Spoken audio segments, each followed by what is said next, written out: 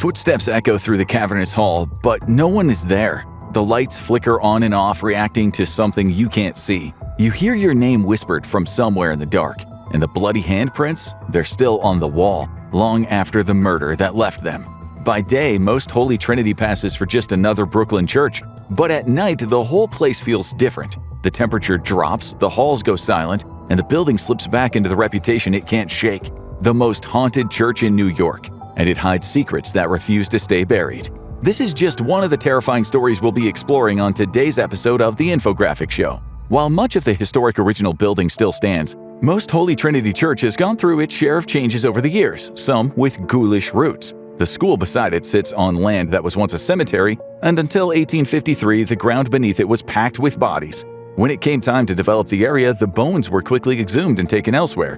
But in those days, cemetery work wasn't exactly clean and efficient. Rumors still say some bodies never left, and some never forgave the disturbance. And that is when the hauntings began. An ordinary day in gym class as students take part in games and athletic tests. Suddenly, the lights start going on and off without explanation. One time could have been an electrical glitch, but when it's a regular occurrence, that's a different story, and no one has ever been able to explain it. Most students go about their day without noticing anything strange, but the custodians who work in the building at night tell a very different tale. They have heard voices in the hall or footsteps walking behind them. Needless to say, many workers don't last for long, fearful of the unnamed dead. But some of the ghosts at this historic church do have names. Over the years, many men dedicated their lives to the house of worship, and some chose to stay long after death. The first pastors, Father John Stephen Refiner and Monsignor Michael May, were buried beneath the church. One would assume that these men would be at peace, but that may not be the case. May died in 1895, and the room where he lived and eventually passed has since been turned into a guest room. Even now, people who stay there say that they're jolted awake by the sound of footsteps pacing back and forth in the dark, a restless spirit, or simply an old church guardian still keeping watch. But then came a murder that unleashed something far worse.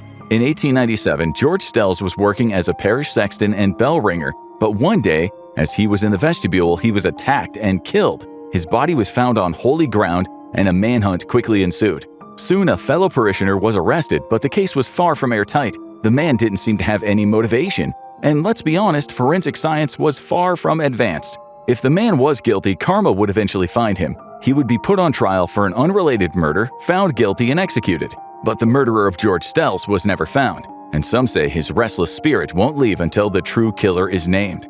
Over the years, guests of the church have insisted they have seen supernatural phenomena related to the Stells case. Some have claimed to see his spirit or hear unusual things in the church at night. But there is one location in the church that is more haunted than any other, the bell tower where Stells worked. Some have claimed the murdered man's blood still remains on the wall, and others have seen a bloody handprint in the stairwell. But as terrifying as New York ghosts can be, England has something even darker. In England, most people belong to the Anglican Church, founded by Henry VIII. But many of the country's churches have been standing for so long they can be traced back to the Roman Catholic Church. And that is the case with York Minster, a stunning church whose architecture dates back to the 1200s. The Gothic cathedral looms over the city, and it's often called the most haunted place in England.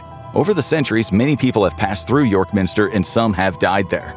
One loyal spirit refused to leave the church, even in death. Dean Gale was one of the youngest men to lead the church in England, becoming senior clergy only in his 20s. But his time at the church was all too short. He died in 1702 at the age of 26, but his loyalty to the clergy didn't end with death. And to this day, his spirit is seen around the church. However, his hauntings only seem to take one form. He's often seen sitting in the pews, quietly listening to a sermon. But something about this church seems to attract supernatural activity. By the 1820s, York Minster had been standing for over 500 years. It had become one of the city's most famous tourist destinations, and groups frequently came to visit its stately halls. One day, two women were exploring when they got separated from their group. As they wandered the building alone, a man in a naval uniform approached. He leaned over to one of the women and whispered in her ear. When the group reunited with her, she had a shocking story to tell. That man was her brother, who had died at sea years ago. The two had made a pact that whoever died first would return and tell the other what awaited them in the afterlife, and whatever the spirit told her, she took to her own grave. But not all the spirits of York Minster are so benevolent. Jonathan Martin was raised by a stern aunt who ensured that he had a healthy fear of God, instilling in him the terrifying tales of hell. He had a hard life witnessing the murder of his sister and being gang-pressed into the military. By this point, he was a deeply religious young man who his Navy mates found unsettling, and that obsession would take him to dark places. Shortly after his release from the Navy, he became a Methodist preacher, and he had come to hate the more traditional Church of England. He would frequently enter churches and disrupt the services, and he even went so far as to threaten to shoot the Bishop of Oxford. That would be enough to get him sent to the local insane asylum, but he would soon escape, twice, becoming more unhinged after the death of his wife. He was ostracized by his fellow Methodists because of his extreme tactics, and soon all of England would know his name. After remarrying, he and his new wife moved to York, but his mental health would take another dark turn. In 1829, he was disturbed by a buzzing sound in the organ at York Minster and hid in the church after service. The mad preacher climbed up to the bell tower, and when everyone was gone, he set fire to the church's woodwork before escaping through the window.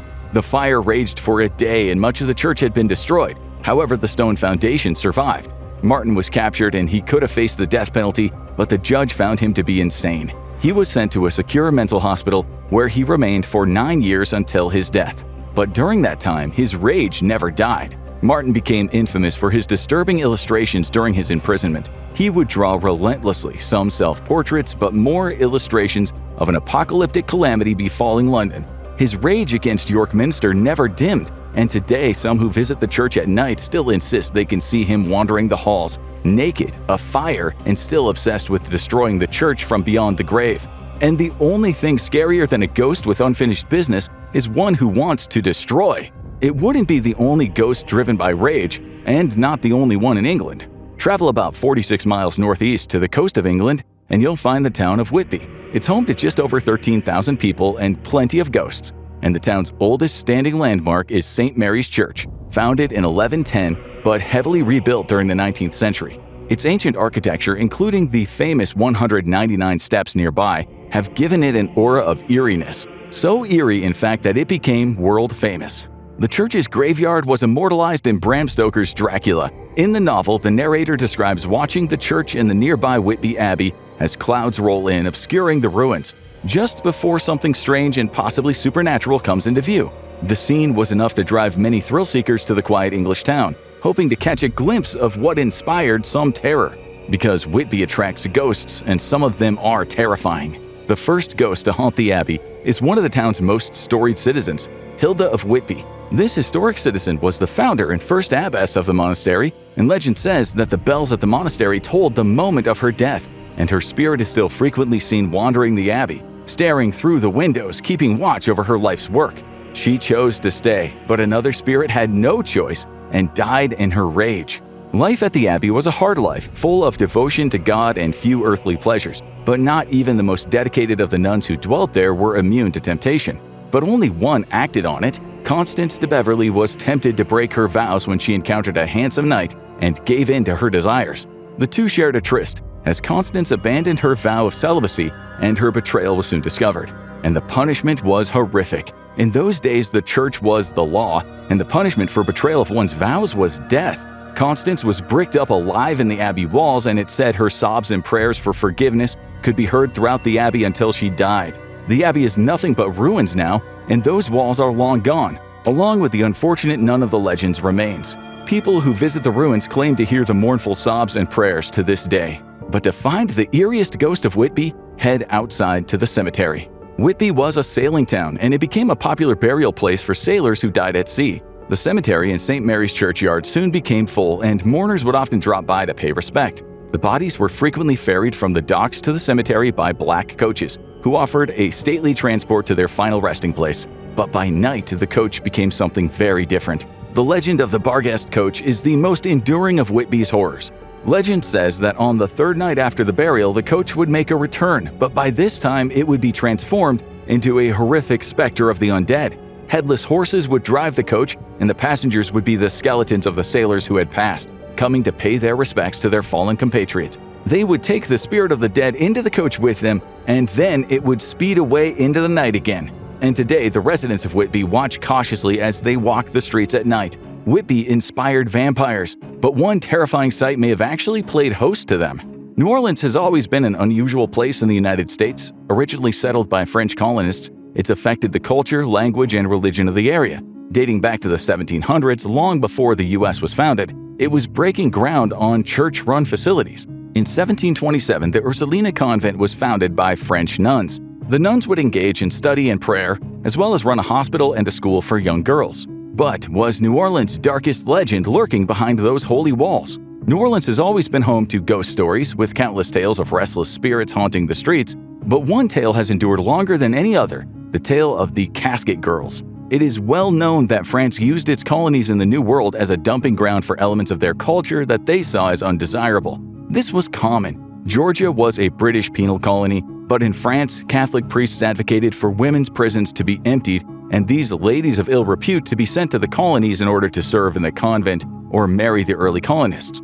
But as the legend goes, they were in for an unpleasant surprise. Travel across the Atlantic was a harsh voyage, and many who made it to the other side came off in poor conditions, sickened, pale, and weak from months of low food and water, as well as constant seasickness and exposure to the elements. But for the men waiting to see their potential brides coming off the vessel, they were shocked. These were the palest women they had ever seen. Each of them seemed wrapped in shadow, shrinking away from the sun. They didn't just look sick, they looked unnatural. And that wasn't the only thing that was strange. Each of the women reportedly came off of the ship with a massive piece of luggage, long enough to hold a person inside of it. These were ostensibly for their possessions, but none of the women were wealthy. Many had recently been released from prison. It was unlikely they were coming with a large supply of clothes. As the women were taken into the convent to be educated and trained to be fitting wives for the many waiting men, their luggage was taken up to the convent's third floor, which was closed off and had only one access point. And then they vanished. The entire convent was searched and no trace of the belongings was ever found. None of the women seemed perturbed by this, nor did they provide any explanation. The third floor of the convent was then sealed off with nails reportedly blessed by the Pope himself, but as the legend goes, it was already too late because those caskets weren't carrying clothing or makeup.